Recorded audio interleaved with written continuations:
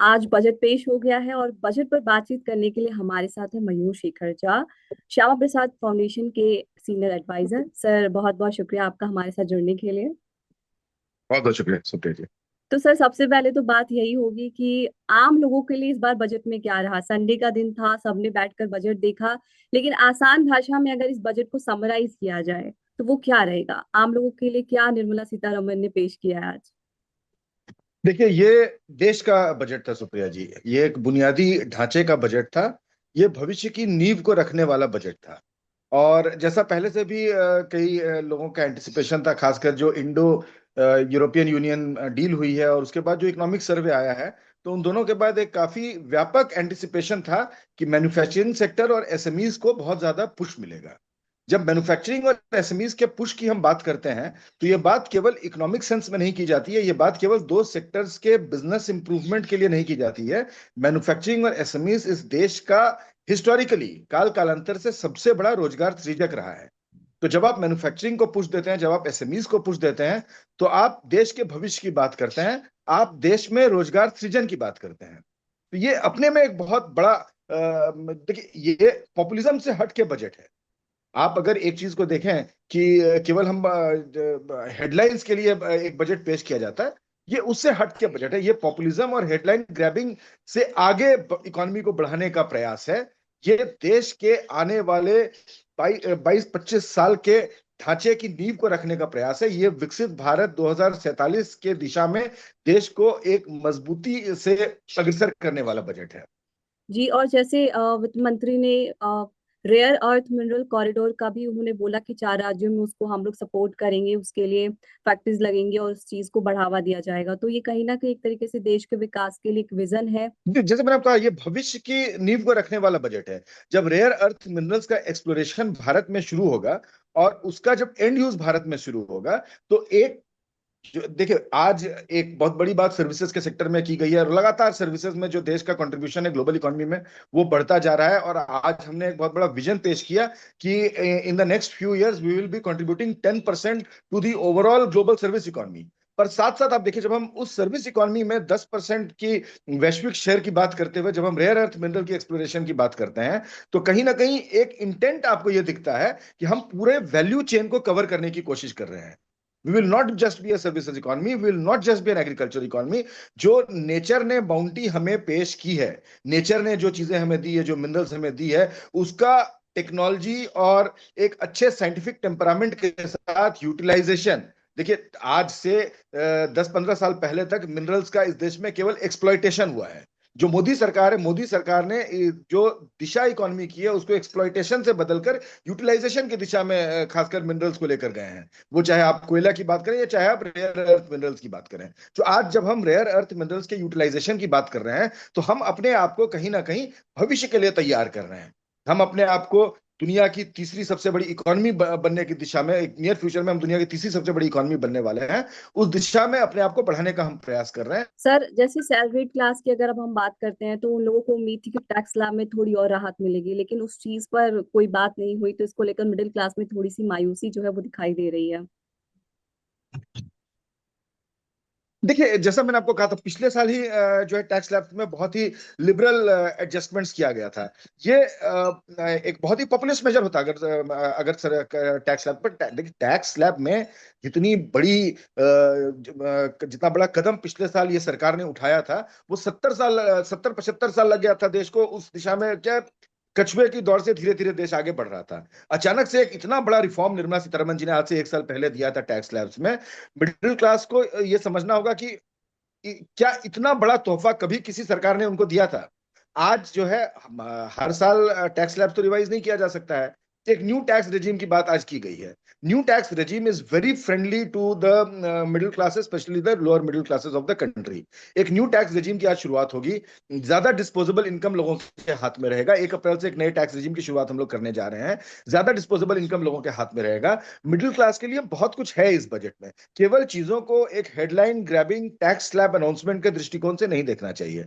आज जब एक सर्कुलर इकोनॉमी की हम बात करते हैं, आज जब हम बात करते हैं इक्विटी इन्वेस्टमेंट इन एसएमईज, इक्विटी कैपिटल की आज जब बात सरकारें कर रही है एसएमईज और एमएसएमईज की दिशा में, आज जब बात हो रही है कि भारत का युवा केवल रोजगार का जो है मतलब जॉब सीकर नहीं बनेगा, जॉब क्रिएटर बनेगा, उस दिशा में जब अब देश आगे बढ़ रहा है, तो एक पूरे के पूरे चीजों को 360 डिग्री पर्सपेक्टिव में देखने की आवश्यकता है। मिडिल क्लास के लिए ये एक बहुत ही अच्छा बजट है। आप केवल इसको एक अनाउंसमेंट के दृष्टिकोण से मत देखिए। आप जो है 25 में जो टैक्स स्लैब की लिबरलाइजेशन हुई थी और 26 में इकोनॉमी को बूस्ट करने के जिस तरह से कैपिटल इन्वेस्टमेंट्स का प्रावधान किया गया, 12 लाख करोड़ के कैपिटल आउटले किया गया इस देश में।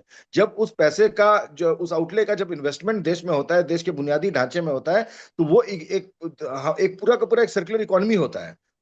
जब वो इन्वेस्ट होता है, जब देश में इकोनॉमिक एक्टिविटी होती है, तो उसका लाभ एक बहुत बड़े स्तर पर मिडिल क्लासेस को जाता है, डिस्पोजेबल इनकम उनके हाथ में क्रिएट होता है। तो ये मेरे ख्याल से ऐसा कोई कारण नहीं है कि मिडिल क्लास मायूस हो। पिछले साल बहुत ही ज्यादा राहत टैक्स स्लैब्स में मिडिल क्लास को दी गई थी। आने वाले दिनों में और भी राहत देने का प्रावधान है। जीएसटी रैशनलाइजेशन के माध्यम से जो है चीजों को सस्ता किया गया है। एक बहुत बड़ा अचीवमेंट इस सरकार का है कि ग्रोथ को कॉम्प्रोमाइज किए बिना 7.4% की दर से हमारी इकोनॉमी ग्रो की है। ग्रोथ को कॉम्प्रोमाइज किए बिना हिंदुस्तान ने इन्फ्लेशन को काबू में रखा है। ये दुनिया में ऐसा एग्जाम्पल आपको कहीं देखने के लिए नहीं मिलेगा। निर्मला सीतारमन जी और मोदी जी का जो डुओ है वो बधाई का पात्र है कि बिना इन्फ्लेशन को बढ़ने दिए हुए हमने ग्रोथ इंटैक्ट रखा है। ये अपने में एक बहुत बड़ी अचीवमेंट है और इस चीज से भारत के मिडिल क्लास को काफी उत्साह लेने की आवश्यकता है। अच्छा सर, जरा अब आसान भाषा में ये भी बता दीजिए कि इस बजट में महिलाओं और हमारे किसान भाइयों के लिए, युवाओं के लिए क्या कुछ घोषणा की गई है, उनके विकास के लिए क्या कुछ योजनाएं लाई गई हैं, ये जरा आसान भाषा में हमारे दर्शकों को समझा दीजिए। देखिए, सबसे पहले तो किसानों की हम बात करते हैं। बिल्कुल। जो एग्रीकल्चर है, एग्रीकल्चर को खासकर भारत के जो पॉलिसी मेकर्स लगातार रहे हैं, एग्रीकल्चर के मामले में हम जो है एक तरह से आप कहिए कि जितनी जरूरत है उतने उगाने वाली, और कोई मतलब किसी तरह का किसानों को ना इंसेंटिव दिया जाता था, ना ना उनकी ट्रेनिंग होती थी, ना मार्केट लिंकेज किया जाता था, ना उनको एक्सपोर्ट मार्केट से जुड़ने के लिए कोई बहुत ज्यादा प्रयास सरकारें करती थी। जो आप धान गेहूं उगाते हैं, आलू उगाते हैं, जो एक बेसिक फसल जो आप उगाते हैं, एक उस ढर्रे पे आप चल रहे थे। अब देखिए पिछले कुछ सालों में कितने एग्रेसिव रिफॉर्म्स किए गए। मैं इस बजट पे आऊंगा, पर आप कुछ पिछले कुछ सालों के रिफॉर्म्स को आप देखिए तो आज फिशरीज में भारत दुनिया के बड़े एक्सपोर्टर्स शामिल हो गया है। आज काजू की बात की गई है, काजू के फार्मर्स की बात की गई है, और इतनी बात नहीं की गई है कि एक तो हम जो है प्रोडक्शन इंसेंटिवाइज कर रहे हैं, उसके साथ साथ जो है सरकारें आपको ट्रेनिंग दे रही हैं, और उसके साथ साथ सरकार आपको मार्केट लिंकेज प्रोवाइड कर रही है। तो एक 360 डिग्री इकोनॉमी किसानों के लिए जो बनाने का प्रयास किया गया है, और उन क्रॉप्स के विषय में आपकी ट्रेनिंग, आपकी एडुकेशन, आपकी अवेयरनेस करनी है, जो दुनिया के जो एक वैश्विक मार्केट में जिन क्रॉप्स का एक्सेप्टेंस है, जिन क्रॉप्स का प्राइस है, ताकि आपकी आमदनी बढ़ सके। आज बिहार चुनाव के पहले हम लोग जो है एक डेलीगेशन के साथ बिहार में किसानों के साथ मिले थे, और काफी सारे किसान भाई उसमें आए थे, और जिन्होंने कहा था कि जहां एक बीघा पे उनकी कमाई एवरेज 15 से 20 हजार रुपये होती थी साल की, वो कमाई बढ़ के 1.5 से 2 लाख रुपए हो गई है। तो उस तरह का व्यापक सुधार किसानों की कमाइयों में, जो एक रिफॉर्म ओरिएंटेड इनिशिएटिव सरकार ने लिया है एग्रीकल्चर की दिशा में, उस इनिशिएटिव का एक डायरेक्ट आउटकम है। अब उसी दिशा में और भी ज्यादा एग्रेसिव कदम आपको इस बजट में अनाउंसमेंट्स आपको देखने को मिले हैं। खासकर बहुत बधाई देना चाहूंगा मैं निर्मला सीतारमन जी को कि जिस तरह से स्पेसिफिक क्रॉप्स उन्होंने लेआउट किए, स्पेसिफिक क्रॉप्स की बात की कि इन क्रॉप्स में आपको इंसेंटिवाइज हम करेंगे और इन क्रॉप्स में आपको हम मार्केट लिंकेज देंगे। तो एक काफी स्टेबल गाइडेंस भारत के किसानों को दिया गया इस बजट के माध्यम से। उनके इनकम को व्यापक तौर पे बढ़ाने का एक सुदृढ़ निश्चय इस बजट में हमें देखने को मिला है। युवाओं की अगर हम बात करते हैं, तो जैसा इसमें हमने कहा था कि युवाओं की स्किलिंग के ऊपर बात हुई है बहुत ज्यादा। जी।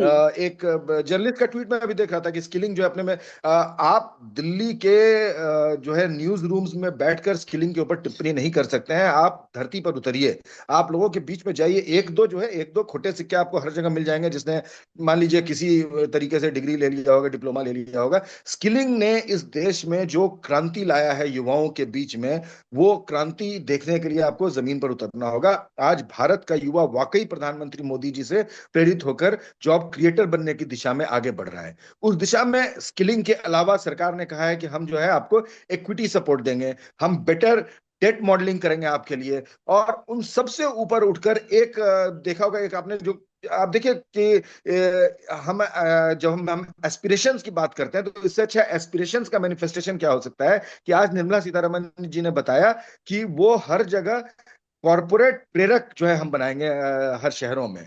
तो ये जो कॉरपोरेट प्रेरक है, आप देखिए कि आज जो है इस देश का अगर कोई युवा व्यापार करना चाहता है तो उसके पास कंसल्टेंसी इंगेज करने के लिए पैसे नहीं होते हैं, उसके पास कॉम्प्लायंसेस समझने के लिए पैसे नहीं होते हैं। तो सरकार सरकार इस तरह से आपको जो है कॉरपोरेट मित्र बना के डिस्ट्रिक्ट स्तर पे आपको इस तरह की कंसल्टेंसी सुविधाएं दे रही है कि आप आगे आइए और आप जॉब क्रिएटर्स बनिए। तो भारत के युवाओं को जॉब क्रिएटर्स बनाने का एक बहुत बड़ा संकल्प इस बजट में देखने को मिलता है। भारत की क्रिएटर इकोनॉमी, एक बहुत बड़ी तादाद में भारत के युवा युवा जो हैं वो क्रिएटर इकोनॉमी से जुड़े हुए हैं। आज तक आप खुद बताइए कि क्या किसी सरकार ने भारत के क्रिएटिव इकोनॉमी के इकोनॉमिक पोटेंशियल को समझने की कोशिश की? आज के बजट में भारत के क्रिएटिव इकोनॉमी के जो इकोनॉमिक पोटेंशियल है उसको समझने का और उसको मैनिफेस्ट करने का एक बहुत ही क्लियर प्रयास दिखा गया है, उसको मेंशन किया गया, उसको आगे बढ़ाने की दिशा में निर्मला सीतारमण जी ने एक बहुत ही क्लियर रोड मैप ले किया है। भारत ने इस बजट के माध्यम से, सुप्रिया जी, कहीं ना कहीं विश्व को एक मैसेज दिया है कि भारत अब वैश्विक इकोनॉमी की जहां बात होगी तो एक तो भारत किसी पे डिपेंडेंट नहीं है। खासकर वैसे देश जो आज से कुछ दिनों पहले तक जो है वो एक ओपन इकोनॉमी की बात करते थे, धीरे धीरे अपने दरवाजे बंद करने की कोशिश कर रहे हैं, तो मैं भारत इसी उनके ऊपर सवाल पर आने डिपेंडेंट वाली नहीं थी है। कि क्या ये जो बजट है, जिस तरीके की घोषणाएं की गई हैं, सेमीकंडक्टर हो या रेयर अर्थ मिनरल कॉरिडोर हो, चाहे कुछ भी हो, तो क्या ये ट्रम्प के जो टैरिफ का जो काट है वो इस बजट के जरिए पेश किया गया? मैं इसी सवाल पर आने वाली थी, बताइए। मैं वही कह रहा हूँ कि अपने आप को जो है दुनिया में ओपन मार्केट का चैंपियन कहने वाला देश आज धीरे धीरे अगर अपना दरवाजा बंद करता है किसी न किसी बहाने से, कभी टैक्स के बहाने से, कभी सिक्योरिटी के बहाने से, जी। आप धीरे धीरे अपना दरवाजा जब बंद करने की कोशिश करते हैं तो भारत जैसा देश, आज की तारीख में भारत एक मार्केट नहीं है। भारत आज की तारीख में एक बहुत ही ताकतवर वैश्विक इकोनॉमिक फोर्स है। जी। भारत अपना रास्ता खुद बनाएगा। भारत आज एक कल्चरल कॉन्फिडेंस के साथ दुनिया के वैश्विक स्तर पे बात कर रहा है। भारत दर्शक दीर्घा में बैठा हुआ एक देश नहीं है। बिल्कुल। भारत उस मेज पर बैठ चुका है जिस मेज से विश्व की इकोनॉमी की दिशा और दशा निर्धारित होने वाली है। इस बजट के माध्यम से एक बहुत ही क्लियर मैसेज भारत ने विश्व को भी दिया है। जी बिल्कुल मयूर जी, बहुत बहुत शुक्रिया आपका। आपने तमाम मुद्दों पर हमसे बात की, बजट को इतनी आसान भाषा में समझाया। हमसे जुड़ने के लिए बहुत बहुत शुक्रिया।